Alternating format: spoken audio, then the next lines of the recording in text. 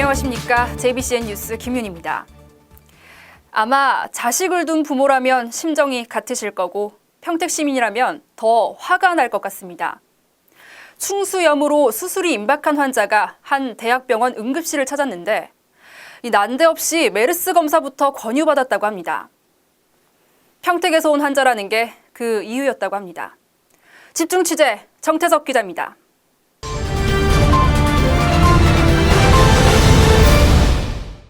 일단 충수염에 대해서 간략하게 설명해 드리겠습니다.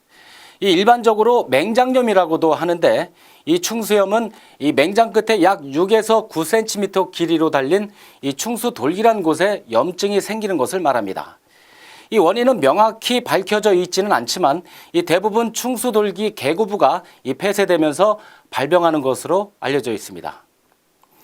또 환자 95% 이상이 이 복통을 유발하는데 참지 못할 정도로 통증이 심하다고 합니다.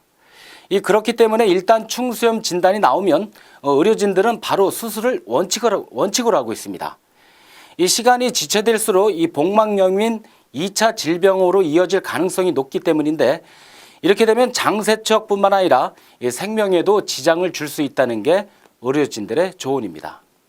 계속해서 리포트로 전해드리겠습니다. 이처럼 충수염은 생각보다 심각한 질병입니다.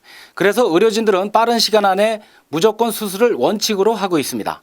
이 복막염과 같은 2차 질병을 막기 위해서입니다. 굉장히 위중한 상태로 가기 때문에 충수돌기염으로 진단을 받은 경우에는 최대한 빨리 수술을 해주는 게 일단은 원칙으로 맞습니다. 가정주부 이점희 씨는 하나밖에 없는 아들에게 아직도 미안한 마음이 가시질 않습니다.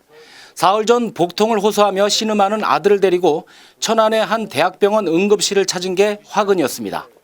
모든 검사를 마친 뒤 병실에서 수술을 기다렸지만 황당하게도 의사에게 권유받은 건 메르스 검사였습니다.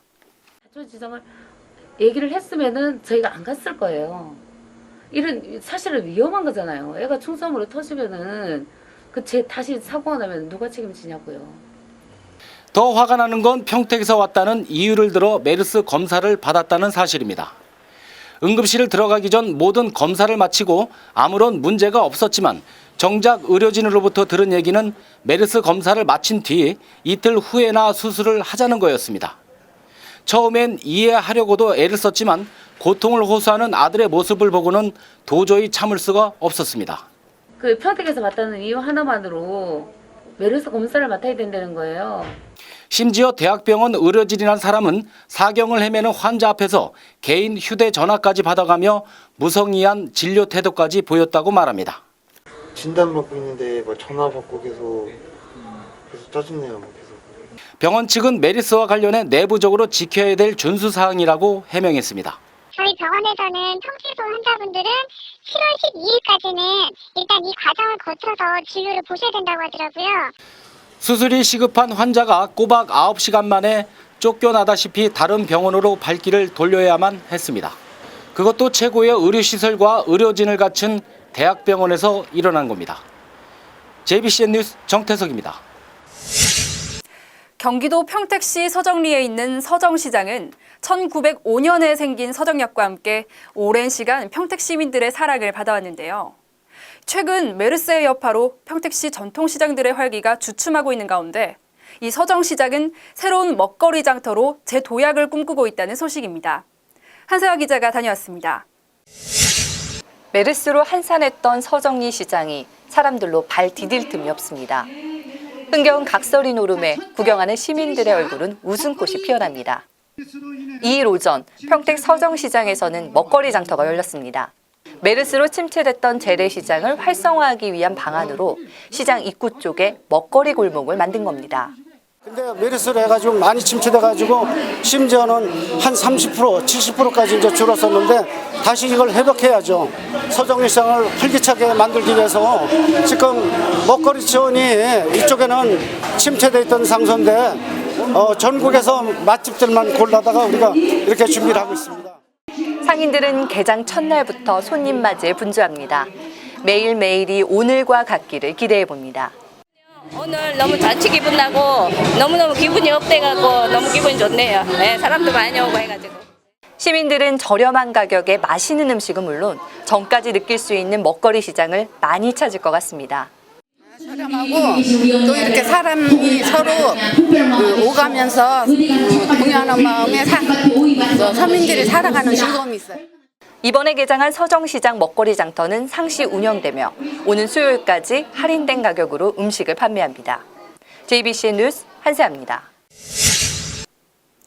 어제 오후 제149회 안성시의회 정례회와 함께 2015년도 행정사무감사가 시작됐습니다.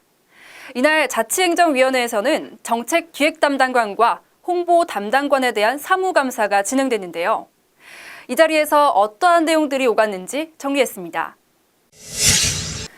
2일 오후 2시 안성시의회 자치행정위원회. 행정사무 전반에 대한 운영 실태를 파악하고 잘못된 부분은 바로잡기 위한 행정사무감사가 시작됐습니다. 먼저 정책기획 담당관의 행정감사에서는 작년부터 미뤄지고 있는 안성맞춤 랜드 축사 매입에 대한 지적부터 시작됐습니다.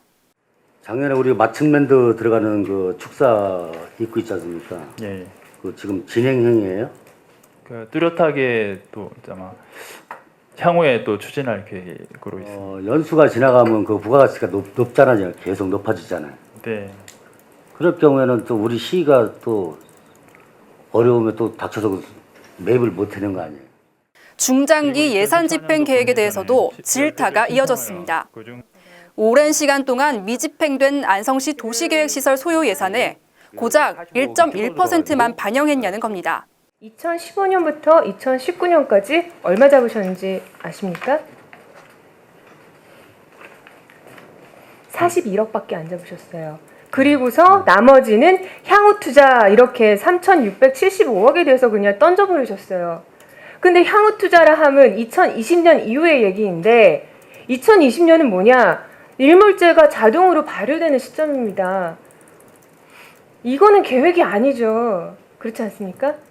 어림 잡아서 일단은 50% 정도까지도 그렇죠. 해제를 할 이제 계획이니까.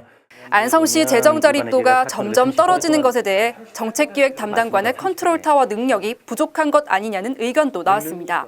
재정 자립도가 떨어지게 되면 까딱하면 제가 디폴트 현상이 일어날 수 있다는 우려를 하는 겁니다.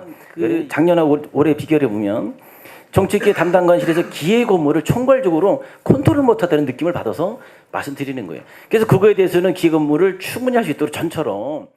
작년 대학가에서 인기를 끌었던 안성 시티 투어에 대해서도 더 나은 홍보를 위한 조언이 있었습니다.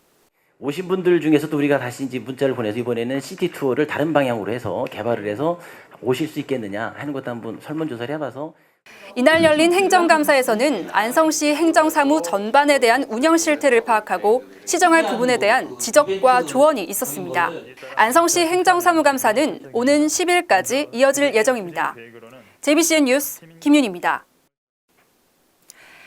이틀 전 중국에서 날아온 안타까운 소식에 또 한 번 대한민국은 슬픔에 빠졌는데요. 사망자들이 지자체에서 오랜 공무원 생활 끝에 5급으로 승진한 분들이라 주변을 더욱 안타깝게 하고 있습니다. 중국 연수를 떠나 불의의 사고를 당하신 공무원분들과 가족분들께 깊은 애도를 표합니다. 그리고 부상당한 분들의 빠른 쾌유를 빌며 이만 뉴스 마치겠습니다. 시청해주신 여러분 고맙습니다.